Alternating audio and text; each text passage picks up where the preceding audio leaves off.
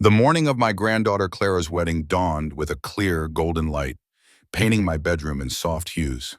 I stood before the mirror, adjusting the silk folds of my sapphire gown, a color Arthur always said brought out the sparkle in my eyes. Arthur, his presence was a constant, gentle hum in the quiet corners of our home, a bittersweet memory that often accompanied me to significant family events like this. He would have been so proud of Clara, so full of booming laughter and wise, tender words. A sigh escaped me, carrying a quiet longing for his hand in mine. This day was supposed to be a celebration of new beginnings, a joyous occasion, not a reminder of what I'd lost. At the church, the air vibrated with hushed excitement and the faint scent of lilies. Clara, a vision in lace and pearls, walked down the aisle, her smile radiant enough to eclipse the stained glass sunlight. As I watched her, a fleeting, almost forgotten sense of family unity washed over me. For a few precious moments, the usual undercurrents of expectation and entitlement seemed to recede, replaced by genuine warmth and shared happiness. My son, David Vance, and his wife Brenda sat a few rows ahead, beaming. I told myself it was for Clara, for her special day, that I would set aside my usual reservations. The reception, held in the grand ballroom of the city's most prestigious hotel, was a lavish affair. Crystal chandeliers glittered, illuminating tables laden with gourmet food and champagne flutes clinking in celebration. As I approached my designated table, a young attendant offered me a name tag. I took it, expecting to see Eleanor Vance, grandmother of the bride. Instead, etched in bold black letters on the pristine white card, were words that stopped my breath. The old lady who will pay for everything. A cold wave washed over me, a feeling of utter disbelief. My first instinct was to tear the tag off, to demand an explanation, but then I hesitated. In Clara's day, I couldn't cause a scene. I forced a tight smile, trying to convince myself it was a terrible, misguided joke, a mistake by the catering staff. I quietly slipped the offensive tag into my clutch, telling myself to address it later, when the spotlight wasn't quite so intense. But the seed of unease had been planted. As I moved through the room, greeting distant relatives and friends, fragments of conversation drifted to my ears.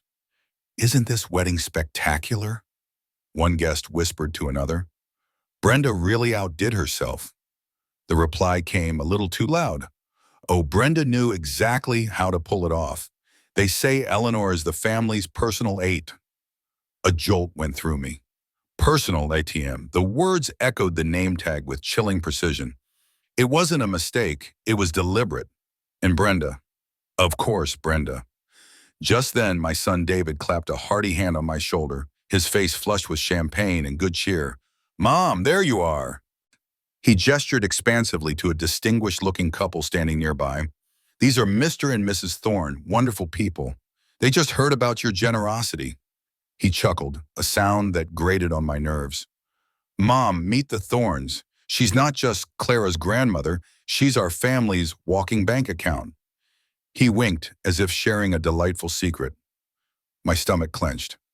"David," I managed, my voice thin, "what are you talking about?" The casual cruelty of his words, delivered with such a broad smile, was breathtaking. He waved a dismissive hand. "Oh, Mom, don't be so dramatic. It's just a joke. You know Arthur left you with deep pockets. Someone has to keep the family afloat, right?" His eyes darted around, clearly enjoying the attention his joke garnered. Then Brenda, sleek in a shimmering emerald dress, glided over, her smile saccharine. "Oh, David, don't embarrass Eleanor," she purred, though her eyes held no apology. She linked her arm through mine, her grip surprisingly firm. "Honestly, Mrs. Thorne, we're all so grateful to Eleanor. Without her, well, this gorgeous wedding simply wouldn't have been possible, would it? She's truly the backbone of the family." The underlying message was clear. I was merely a means to an end, a source of funds, not a loved matriarch. The world seemed to tilt. The joyous music, the twinkling lights, the laughter, it all blurred into a cacophony of humiliation. I felt myself retreating, not just physically, but deep within myself.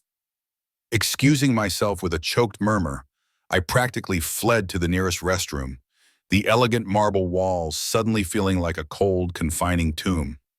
I splashed water on my face, gazing at my reflection, seeing a woman I barely recognize. Her eyes glazed with unshed tears, her composure shattered. As I dabbed my eyes, the door opened, and a familiar figure stepped in. It was Mr.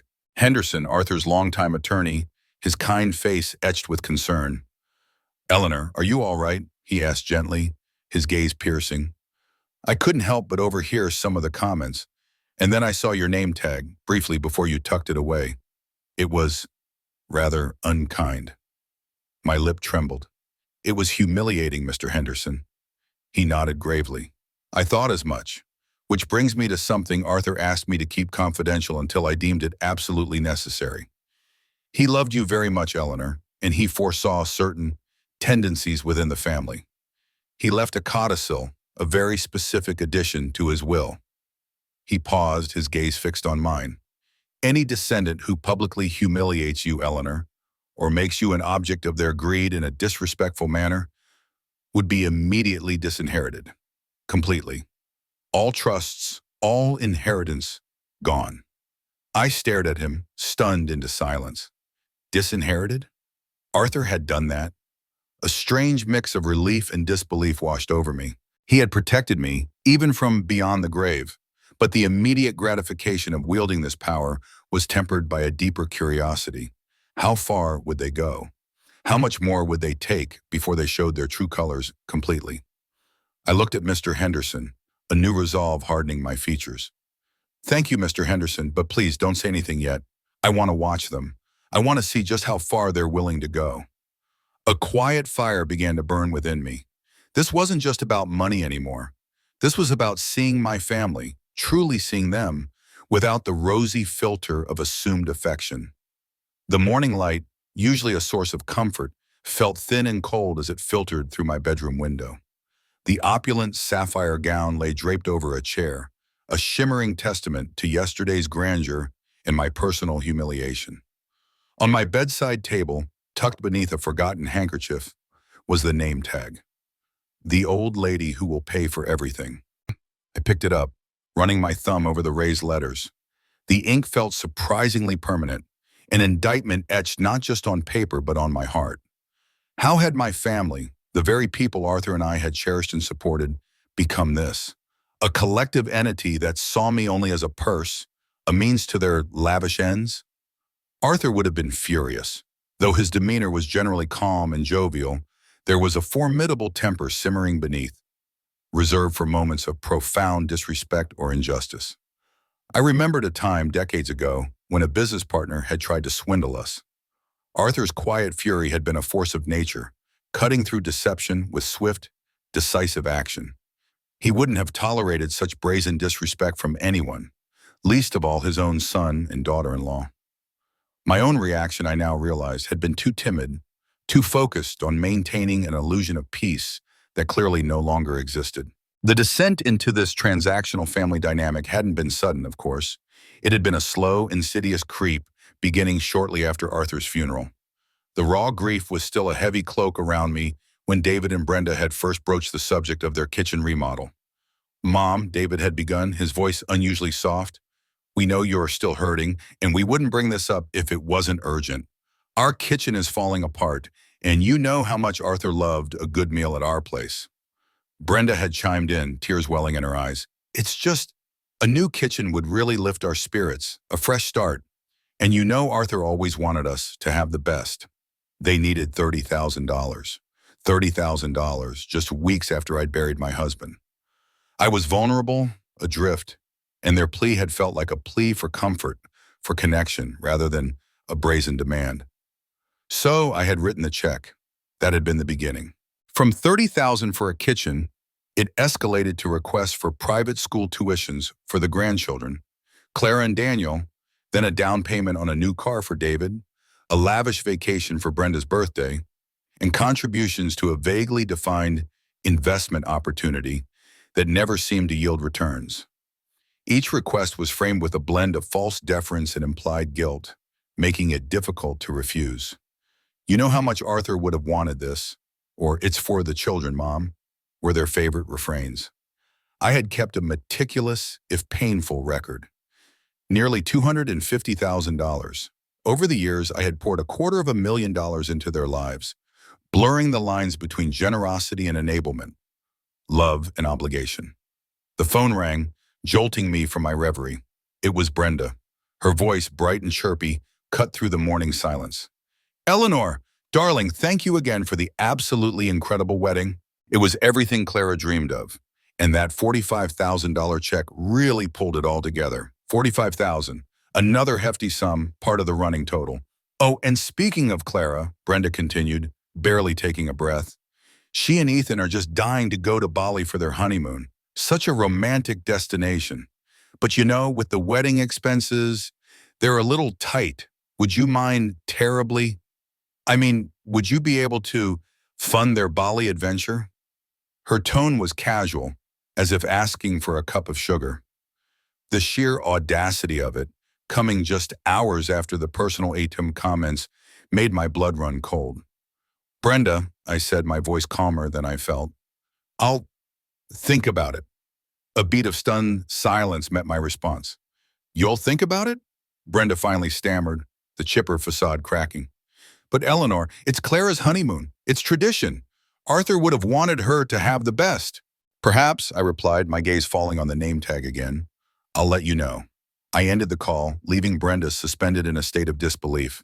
It felt like a tiny victory, a microscopic assertion of self, but a victory nonetheless. A few minutes later, a soft knock echoed through the quiet house. I opened the door to find Daniel, Clara's younger brother, standing on my porch. He was a quieter soul than Clara, often overshadowed by her vivacious personality and David and Brenda's grand schemes. His shoulders were slightly hunched, and his handsome young face was clouded with an expression of genuine distress. Grandma Eleanor, he began, his voice low and earnest. I'm so sorry about yesterday, about everything. The name tag, the comments, it was awful, and I saw how upset you were. He paused, wringing his hands. My parents, I don't understand why they act like that. A flicker of hope ignited within me. Was he truly different? Or was this merely a well-timed performance? Come in, Daniel, I said, my voice softer now. Thank you for saying that. He stepped inside, fidgeting. I overheard something last night after everyone had too much champagne, he confessed, his gaze dropping to the floor. Mom and Dad were talking about your house. They said it was too big for one old lady and that it would be so much easier if you downsized. They were discussing how much they could get for it and how it would free up a lot of capital for them. My breath hitched. My beautiful home, filled with 50 years of memories with Arthur, their next target, the sheer audacity of it to openly discuss selling my home, my sanctuary. It was then, as Daniel spoke, that Mr. Henderson's words about the codicil, about public humiliation and greedy descendants, slammed into my consciousness with renewed force. This wasn't just humiliation. This was a predatory plan, a blatant attempt to seize my assets. They were crossing a line Arthur had explicitly forbidden. I looked at Daniel, really looked at him. His eyes were wide with genuine concern, his expression reflecting true discomfort with his parents' machinations. Daniel, I said, placing a hand on his arm, a tremor running through me. I appreciate you telling me this. More than you know, I think I'm finally seeing things clearly for the first time. My gaze sharpened, and there are going to be some significant changes around here. He looked at me, a question in his eyes, but I offered no further explanation. As he left, I felt a renewed sense of purpose, a steely resolve that had been absent for too long. But even as I formulated a plan, a small, nagging doubt lingered. Was Daniel truly a different sort? Or was the seed of entitlement, so deeply ingrained in his parents, simply dormant within him, waiting for the right moment to sprout? Only time, and my careful observation, would tell. 3 days after Clara's wedding, a fragile truce hung in the air. I had kept Brenda waiting for an answer about the Bali honeymoon, enjoying the small measure of control it offered. Now I found myself attending a post-wedding brunch organized by David and Brenda, ostensibly to thank remaining out-of-town guests. My real motivation, however, was a growing desire to observe them, to see how far their entitlement would push them. Arthur's codicil, a silent sword hanging over their heads, remained my secret. The brunch was held at the same opulent hotel, though in a slightly smaller, more intimate room. I noticed immediately that my seat had been placed at a table tucked away in a corner, far from Clara and Ethan, and even further from Daniel. It was a subtle but undeniable sign of their growing attempt to sideline me, to keep me out of earshot of any meaningful family conversation. I took my seat, a quiet observer. Mid-meal, as guests chatted and clinked glasses, Brenda rose, tapping a spoon against a crystal glass. Her smile was wide, almost triumphant. "May I have everyone's attention, please?" she announced, her voice carrying across the room. David and I just wanted to make a quick announcement and personally thank our wonderful matriarch Eleanor for her incredible generosity. She beamed in my direction, a performance worthy of an award. Thanks to Eleanor, Clara and Ethan will be enjoying the most exquisite dream honeymoon to Bali. Isn't that wonderful? A collective gasp, then murmurs of admiration rippled through the room. My own breath hitched. My mind raced, trying to recall any commitment I had made, any hint of an agreement. There was none. I was frozen, the fork halfway to my mouth, the polite smile I'd pasted on my face feeling like a grotesque mask. "Brenda," I said, my voice cutting through the celebratory chatter, remarkably calm despite the turmoil within me. "This is the first I'm hearing of it." The room went silent, a sudden awkward hush descending. Brenda's triumphant smile faltered, replaced by a mask of confusion, then annoyance. David, who had been sitting beside me, leaned in, his voice a low, urgent whisper. "Mom, what are you doing? Don't make a scene. We've already told Clara and Ethan they can book the trip. Their bags are practically packed." Something inside me snapped. The years of quiet acquiescence, of giving in to their demands, of enduring their thinly veiled contempt, culminated in this precise moment. The thread of my patience, stretched taut for too long, finally broke. I pushed my chair back slightly, my spine straightening. "David, Brenda," I stated, my voice clear and firm, "I did not agree to pay for Clara and Ethan's honeymoon, and I certainly did not authorize you to tell them otherwise." The color drained from Brenda's face. She looked like a deer caught in headlights. But you said you'd think about it," she protested, her voice rising in pitch. "That's practically a yes. Who says no to a honeymoon for their granddaughter?" "I am saying no," I replied, my gaze unwavering. "Clara and Ethan are lovely young people.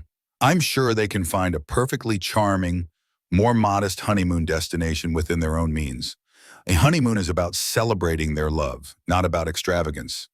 Brenda's face flushed an angry scarlet. "Within their means?" she scoffed, her voice dripping with venom. "What about your means, Eleanor? Everyone knows Arthur left you more than comfortable. You have more money than you could ever spend in 10 lifetimes. My jaw tightened. This was it. The public shaming they had alluded to at the wedding, now out in the open, brazen and ugly. "My financial situation, Brenda, is a private matter," I said, my voice laced with ice.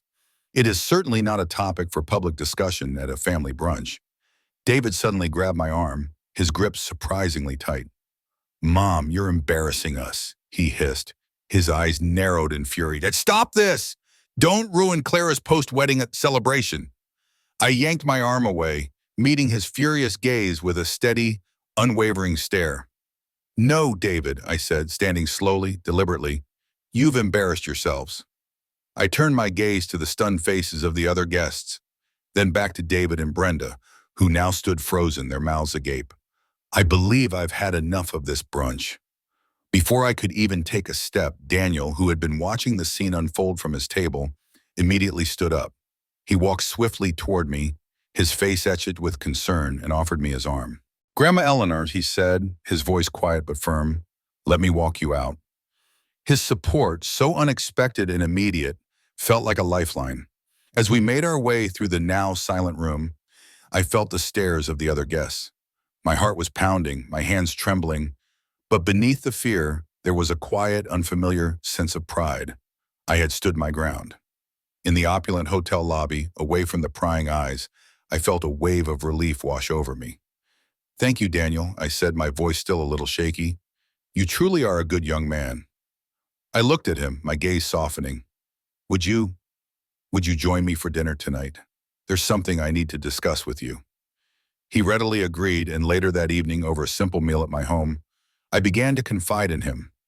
I spoke of the growing financial demands, the $250,000 I had reluctantly parted with over the years, the way his parents had slowly transformed me from a beloved grandmother into a personal ATM. Daniel listened, his expression growing increasingly troubled. Grandma, he finally said, his voice heavy, it's true, they talk about you like that all the time. Eleanor's money, Eleanor's fortune, it makes me sick. He hesitated, then blurted out, and there's something else. I overheard them talking about moving you. They said this house is too much for you to manage, and they've already started looking at places in Sunrise Acres for you. My blood ran cold. Sunrise Acres, a retirement home, a place where they could control my environment, and more importantly, my assets. It was all part of their plan. The sheer brazenness of it solidified my resolve. I opened my mouth, ready to tell Daniel about the codicil, about Arthur's protective measure, when a loud, insistent knock rattled my front door, echoing through the quiet house. David. He had come.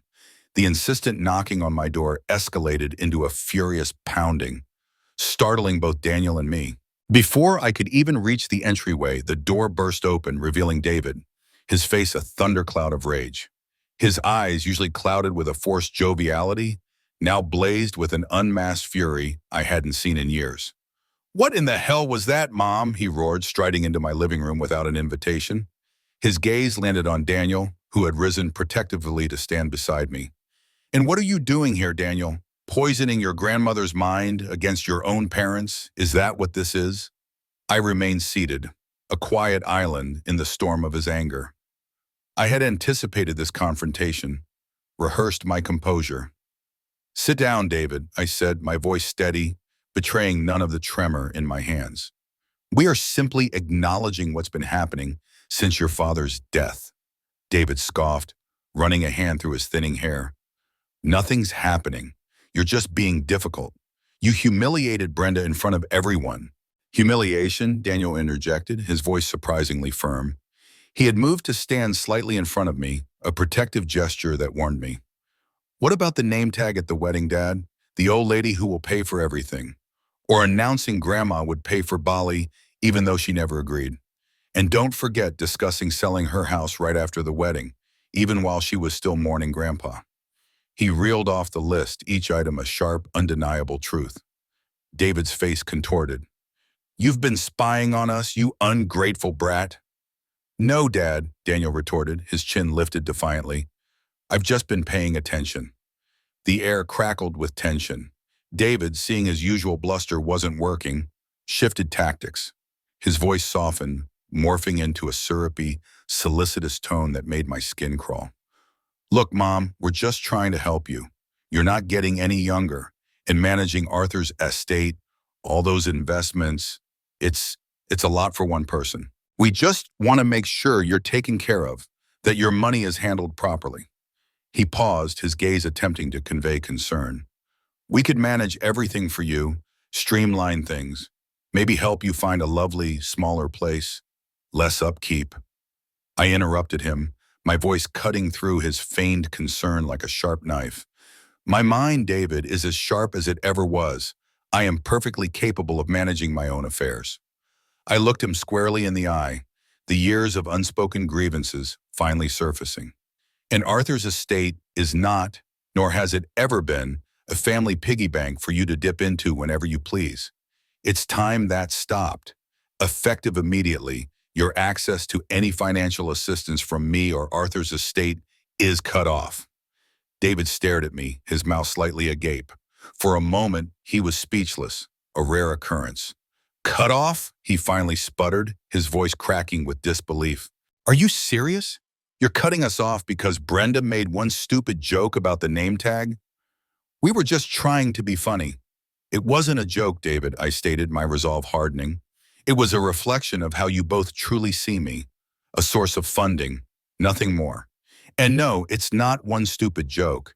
It's a pattern that has continued for years, escalating into the brazen demand for a Bali honeymoon and discussions about selling my home out from under me. I leaned forward slightly. I will make my own financial decisions. If Clara and Ethan want a trip to Bali, they can save for it themselves, just as Arthur and I did when we were first married. David's eyes narrowed. I need to talk to you alone, Mom, he said, shooting a venomous glare at Daniel. This is family business. Daniel, however, stood his ground. I am family, Dad, he said, his voice quiet but resolute.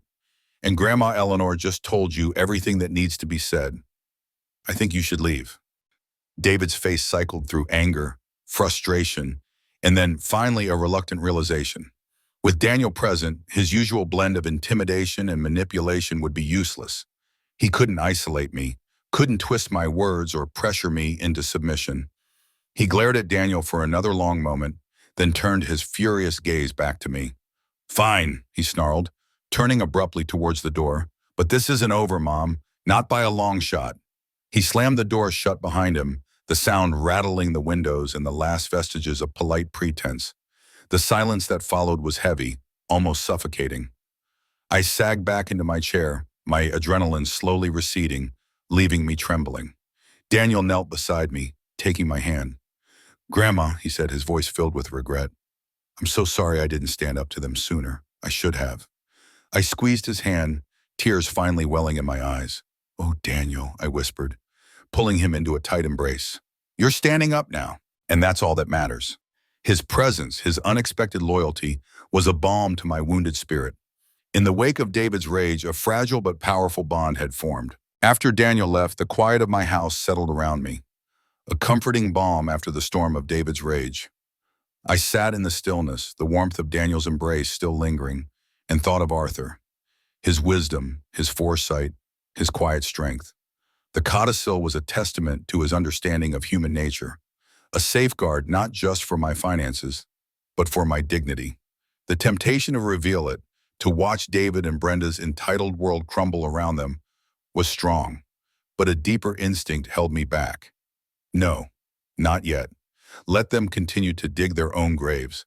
Let them expose the full depth of their avarice. The revelation would be far more impactful then. My first call the next morning was to Mr. Henderson. I'd like to understand Arthur's will in its entirety, I told him, my voice firm. Not just the codicil, but everything, the full scope of his estate.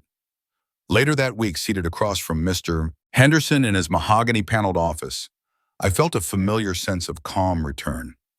He laid out the intricate details of Arthur's financial legacy, a tapestry woven from shrewd investments, property holdings, and quiet, strategic ventures I had barely been aware of during our marriage. The numbers on the ledger swam before my eyes, a fortune far vaster than I had ever imagined. Arthur, always the private man, had never flaunted his wealth, preferring a comfortable, unostentatious life. Arthur was a remarkably astute investor, Eleanor, Mr. Henderson explained, his spectacles glinting in the light. He built this empire meticulously, and he always said he wanted you to enjoy it, not be burdened by it, nor become superficial because of it. He looked at me meaningfully. He also made it abundantly clear that this wealth was not to be taken for granted, especially by those who did not earn it. Then he reiterated the codicil, his words heavy with legal weight. Any descendant who publicly humiliates you, Eleanor, or treats you with disrespect regarding your finances will forfeit their inheritance entirely. Arthur was very precise about the language. No loopholes. The gravity of Arthur's protective foresight settled deep within me. He had seen their greed coming long before I ever had. I spent another hour with Mr. Henderson, discussing my own will, my current financial arrangements, and the subtle ways I could begin to shift control to manage my assets more independently and securely. By the time I left his office, the plan had fully crystallized. It wasn't about revenge, not yet. It was about quietly reclaiming my life, my power, my independence. The first step was to nurture myself, to rediscover the Eleanor I had been before Arthur's death, before the weight of his legacy and my family's expectations had begun to suffocate me. I reconnected with Rose, an old friend from college, for a long, leisurely lunch. We laughed, we reminisced, And for the first time in years, I felt a lightness I hadn't realized I'd lost. As we parted, I noticed a brochure for evening painting classes at the local arts center. I picked it up, remembering my youthful passion for watercolors, a hobby I had long abandoned. Next, my thoughts turned to Daniel. His loyalty and support at the brunch had been a revelation. He had quietly expressed a desire to open his own independent bookstore, a dream his parents had consistently dismissed as impractical. That afternoon, I found myself researching small business loans, poring over articles on startup capital and business plans. This wasn't about giving him money directly. Not yet. It was about empowering him, about showing him a path to independence that didn't involve preying on others. My phone rang, its cheerful trill a jarring interruption to my newfound focus. It was Brenda. I recognized the number and simply let it ring, allowing it to go to voicemail. There was no longer any urgency to cater to her demands. My silent strategy had begun. A few minutes later, the notification for a new voicemail popped up. I listened. Brenda's voice, initially sweet, quickly devolved into exasperation. "Eleanor, it's Brenda again. I don't understand why you're not answering. This is important. Clara and Ethan are getting worried about the Bali trip. Their reservations are due next week, and the prices are going up. You have to commit, Eleanor. It's for your granddaughter. Arthur would have wanted this for them. You know he would." The thinly veiled manipulation, the guilt-tripping, was all too familiar. I simply deleted the message. No response. No explanation. Then I sat down at my desk and wrote a check. Not for Bali. I wrote a check for $2,000, a modest sum, with a note. For a lovely, memorable honeymoon somewhere beautiful, like the coast of New England. It was a gesture of love, a grandmother's gift, but on my terms, within my boundaries. A firm, silent statement. This was a move Arthur would have approved of, a quiet assertion of control. The game had changed, but David and Brenda had no idea. 6 months had passed, marked by a quiet revolution in my life. The painting classes, once a forgotten dream, had blossomed into a weekly ritual, a vibrant escape where colors and canvases filled the void left by grief and unspoken resentments. I reconnected with more old friends, finding comfort and genuine companionship in shared memories and new experiences. My Wednesdays were dedicated to lunch with Rose, our conversations now filled with laughter and plans, not just polite commiseration. Most significantly, my bond with Daniel had deepened. I had given him the seed money for his bookstore business plan, a modest sum that wasn't a handout, but an investment in his independence. He had thrown himself into the project with an infectious enthusiasm that invigorated me. David and Brenda, meanwhile, oscillated between chilly, indignant distance and desperate, often transparent, attempts to breach my newly erected financial walls. Their calls, when they came, invariably steered towards money. A new urgent renovation needed for their sprawling suburban home, a plea for a down payment on Clara's first house, or thinly veiled anxieties about their own retirement funds. Each time, my response was consistent, delivered with a growing calm and confidence. "I'm managing my finances myself now."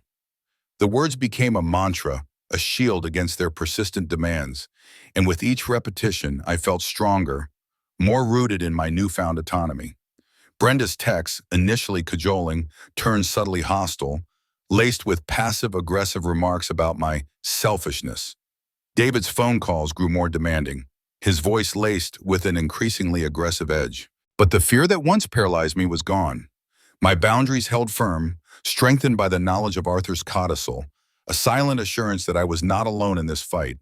Then came my 66th birthday. Daniel, with his quiet insistence, declared that we simply must have a family gathering. "At your house, Grandma," he'd said, a twinkle in his eye, knowing full well it would mean a reunion with David and Brenda. I agreed, sensing an opportunity for a different kind of confrontation. I spent the morning in my garden, a space I had neglected for too long.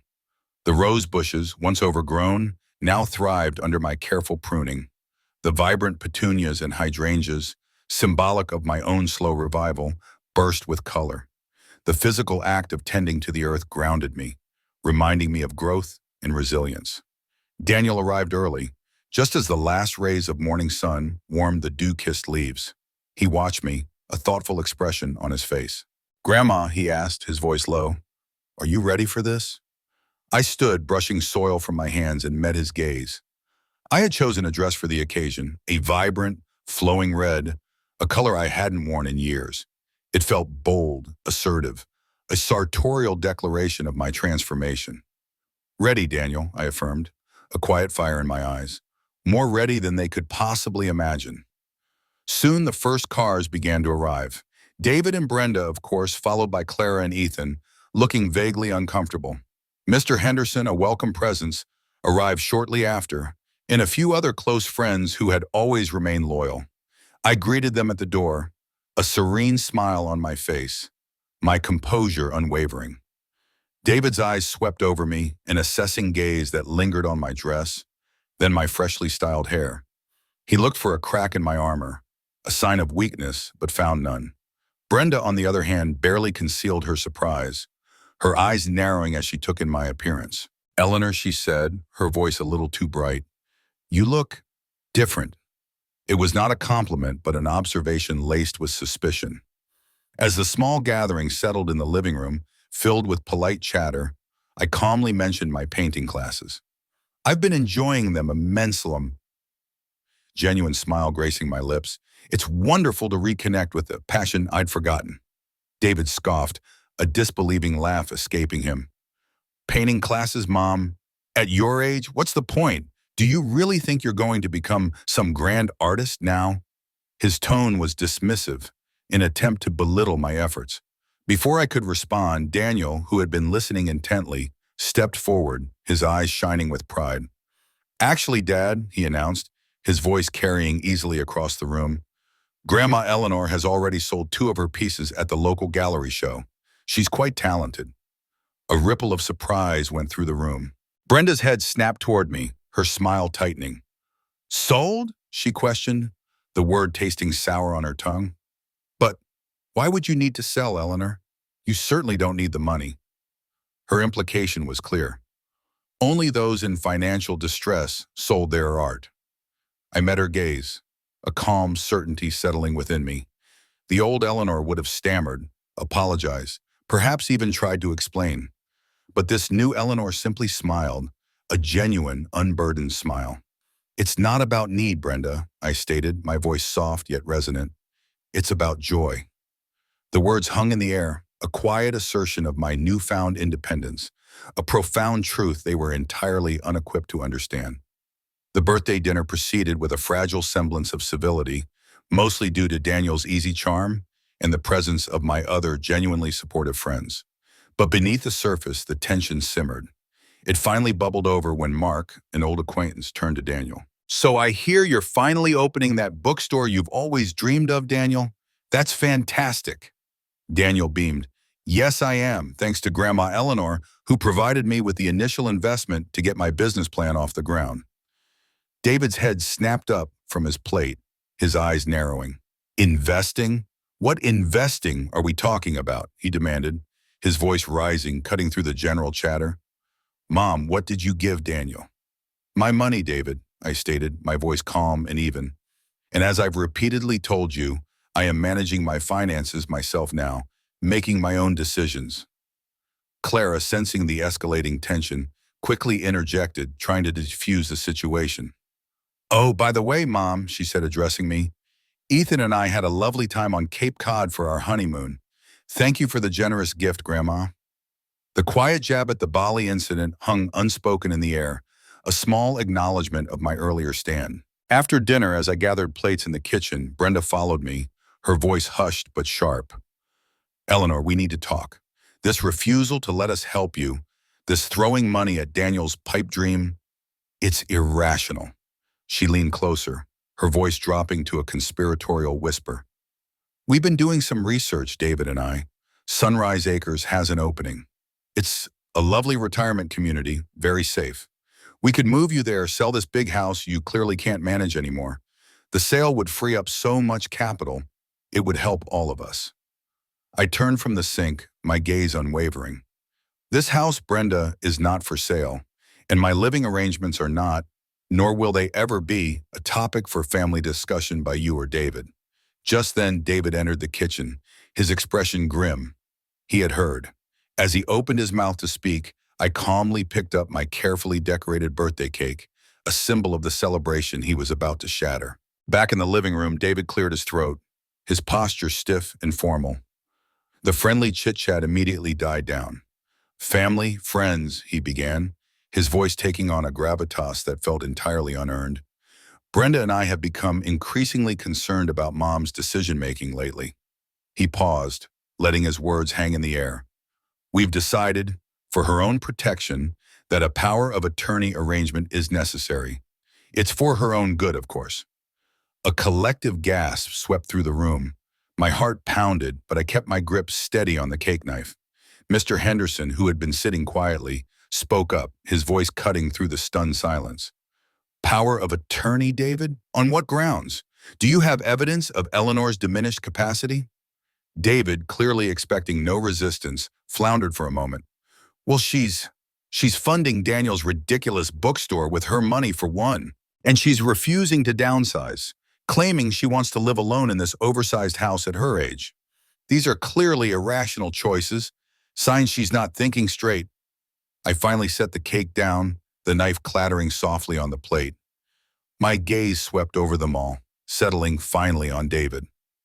"I am not irrational, incapacitated, or in need of your guidance, David," I declared, my voice resonating with an authority that surprised even myself. "What I have done is spend the last 3 years silently footing the bill for your lavish lifestyle, paying for your renovations, your cars, your vacations. I have allowed myself to be treated as a walking checkbook, a personal ATM, while you and Brenda mock me behind my back." David's face reddened. "You're humiliating us in front of everyone," he spat. "You've managed that all on your own, David," I retorted, a faint, almost imperceptible smile touching my lips. "You selfish old woman," David raged, his voice loud and venomous. "Arthur would be ashamed of you." It was then that Mr. Henderson finally intervened, his voice calm but firm, cutting through David's outburst. "Actually, David," he stated, his gaze meeting mine for a moment, "your father anticipated this exact situation." He reached into his briefcase and slowly, deliberately pulled out a document. Arthur was deeply concerned about Eleanor's welfare before him, and particularly how she might be treated by certain members of the family after his passing. Brenda stepped forward, her eyes wide with apprehension. "What are you talking about, Mr. Henderson? What is that?" "This," Mr. Henderson announced, holding up the document, "is a codicil to Arthur Vance's last will and testament." He looked directly at Brenda. "It states that any direct descendant who publicly humiliates Eleanor or treats her with overt disrespect regarding her financial situation will be entirely disinherited from his estate. Is it your wish, Eleanor, to enforce this codicil?" All eyes turned to me. David's face had gone ashen. Brenda gasped, her hand flying to her mouth. Clara and Ethan looked utterly bewildered. I met each of their gazes, the years of silent suffering, of ignored dignity, flashing before my eyes. "Yes," I said, my voice clear and unwavering. "Yes, I do." David stumbled backward, collapsing into a chair, his face a mask of disbelief. "No," he whispered, a strangled sound. Brenda beside him whispered, "Our inheritance, gone?" Clara, her eyes wide with shock, asked, "All of it?" David slammed his hand on the coffee table, making everyone jump. "This is ridiculous," he roared, pointing a trembling finger at me. "It's a setup. You tricked us, Mom." "I never promised you anything, David," I replied quietly, my voice devoid of anger, only a profound weariness. "You assumed. You took. You demanded." Brenda, her voice trembling, turned to Mr. Henderson. "What about Clara and Ethan? They're just starting out." Mr. Henderson glanced at Clara, then back at Brenda. "Clara was present for many of these incidents, Brenda, and unfortunately did not actively intervene." Clara burst into tears, her face crumpling. "Grandma, I'm so sorry. I should have said something." I reached out, taking her hand. "You learn from your mistakes, Clara," I said, a gentle squeeze. "That's what matters." "The codicil," Mr. Henderson continued, addressing the room, "states that if this clause is invoked, The portion of the estate originally designated for the disinherited descendants will be redistributed. Half will go directly to Eleanor, and the other half will be divided among the remaining direct descendants who have shown proper respect and loyalty. He turned, his gaze falling, subtly but unmistakably, on Daniel. Daniel, who had been listening in stunned silence, looked genuinely surprised. "What? Me?" he stammered, his eyes wide. "I had no idea, Grandma, I swear." I smiled, a genuine, loving smile. "Your grandfather would be proud of you, Daniel," I assured him. David, however, erupted. "This is a farce. We'll contest it. You can't just cut us off." "The codicil is binding, David," Mr. Henderson stated calmly, "and I have meticulously documented every incident of disrespect, every public humiliation, every attempt at financial manipulation, all corroborating Eleanor's decision." Brenda, her face contorted, suddenly softened her tone, a desperate, honeyed sweetness returning. "Eleanor, please, we can still work this out as a family, can't we?" I finally stood, placing my hands firmly on my hips. "After everything I've done for you," I said, my voice clear and resolute, "I'm finally standing up for myself." The aftermath of my birthday celebration was a flurry of stunned departures. Clara, her face still streaked with tears, hugged me tightly and whispered a heartfelt apology before leaving with a quiet Ethan. David and Brenda, their faces a thundercloud of fury and disbelief, stormed out without another word, the front door slamming shut behind them. Mr. Henderson offered a comforting smile and a nod of approval, then made a tactful exit with the other guests, leaving Daniel and me alone in the sudden, echoing quiet of my living room. Daniel looked at me, his eyes filled with a mixture of shock and admiration. "Grandma," he asked, his voice soft, "are you okay?" I took a deep breath, the adrenaline finally receding, replaced by an astonishing lightness. A smile, genuine and unburdened, spread across my face. "I'm better than okay, Daniel," I replied, a profound sense of peace settling over me. "I feel free." 1 year later, the scent of old books and freshly brewed coffee filled the air of Chapter 1, Daniel's independent bookstore. It was housed in a charming, converted Victorian house on a bustling street, its large bay windows inviting passers-by to linger. My own contribution, a vibrant mural depicting whimsical literary scenes, adorned the children's section, a space I now proudly considered my domain. Twice a week I sat on a plush rug, surrounded by eager young faces leading story time. The laughter of children, the rustle of turning pages. It was a symphony of joy I hadn't known I was missing. Upstairs, in what was once a dusty attic, a beautifully renovated apartment now served as a writer-in-residence program, an initiative Daniel had launched, funded in part by his inheritance. It was his way of giving back, of fostering the love of literature he shared with his grandfather. The bell above the door chimed, and I looked up to see Clara entering, a delicate bundle cradled in her arms. Her 3-month-old daughter, Roberta, named in loving memory of Arthur, a gesture that had meant the world to me, gurgled contentedly. Clara spotted me and her face lit up, a warm, genuine smile. Our relationship had been a slow, careful rebuild over the past year, aided immensely by Ethan's gentle, steady influence. They had moved into a modest home, paid for entirely by their own efforts, and Clara had found a quiet strength in her independence from her parents. We settled at a small cafe table near the window, Clara carefully adjusting Roberta in her carrier. "Mom and Dad still talk about it, you know," Clara said, her voice low, a hint of weariness in it. "The unfairness. How you ruined their lives. They're still in Florida complaining about the cost of living." Their communication had dwindled to infrequent, terse updates, their lives now distinctly separate from ours. David and Brenda had indeed tried to contest the codicil, but Mr. Henderson's meticulous documentation and Arthur's ironclad wording had made their efforts futile. Clara sighed, then looked me directly in the eye, a newfound maturity in her gaze. "But I tell them, and I tell Ethan, that they made their choices. I've made mine." The conviction in her voice was clear.